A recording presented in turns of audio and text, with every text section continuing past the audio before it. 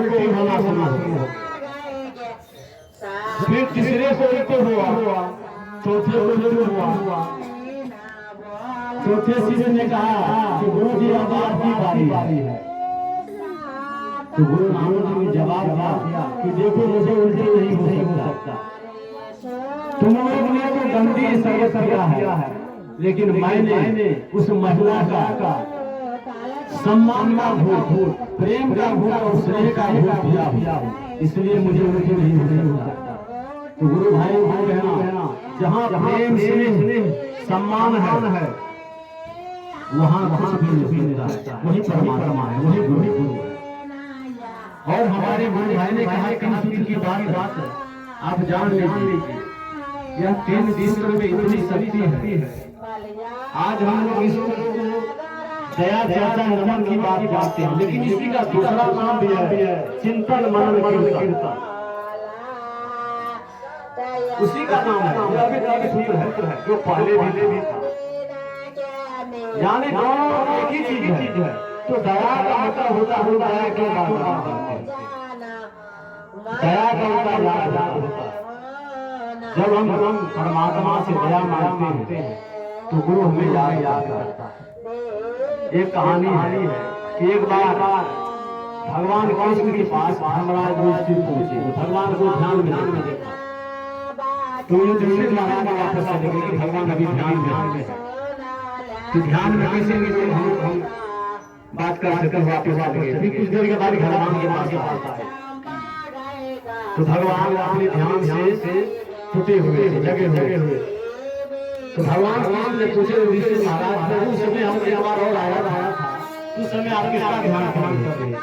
तो भगवान ने जवाब दिया कि भीम मेरा ध्यान कर रहा था, इसीलिए मैं उनका ध्यान कर रहा था।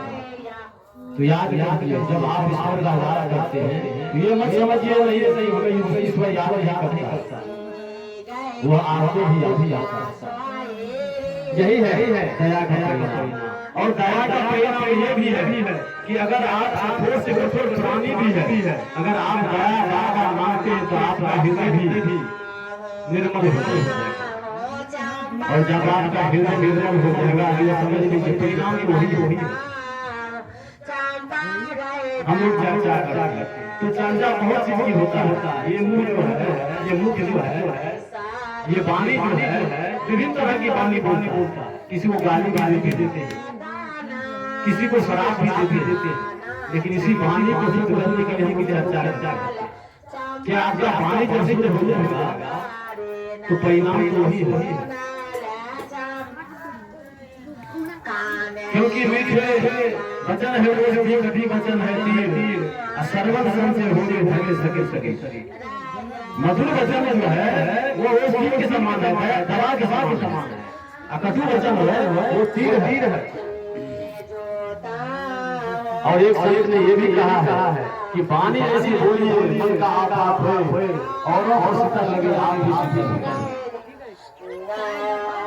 और तुलसीदास ने इसी वाणी पर भी कहा है कि तुलसी मीठे बोल के सुख उपजे कहो, वशीकरण यह नियम है वचन।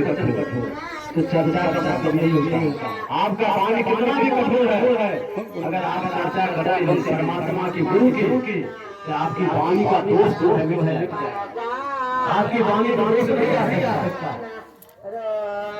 यही है चर्चा का मतलब, इसलिए दिल कहा गया है। और हम लोग नमन की बातें रहते हैं, यही ध्यान हो गया। अगर हम ध्यान में रहकर गुरु को नमन करते हैं तो जितने क्षण हम नमन करते हैं गुरु हमें इतने शांत रहते हैं, हमें याद करते हैं, हमारे ध्यान करते हैं। इसलिए यह 3 सूत्र जो है